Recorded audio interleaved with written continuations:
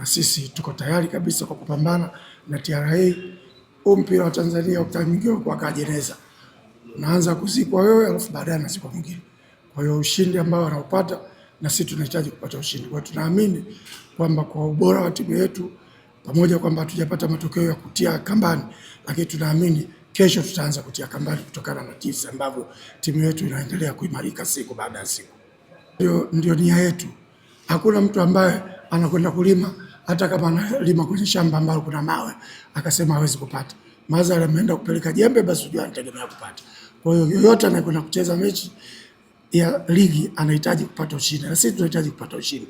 Matokeo ya kutopata ushindi hatuyataki kwenye vichwa vyetu, lakini yanakuja kutokana na situation ambavyo ilivyo. Tunaendelea kufanyia kazi na naamini vijana wangu iko siku watashika vizuri maelekezo ninayowapa na tutaweza kupata matokeo.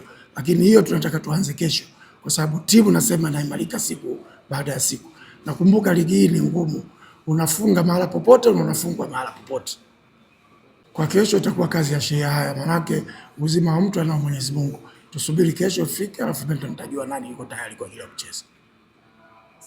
Manake hata wapinzani wetu watacheza hiyo saa 8. Sasa changamoto inatoka upande gani? Watu sisi tuko tayari kwa kucheza mpira muda wote. Hata ungetuambia sasa hivi sisi tungeenda kucheza, hatuna shida.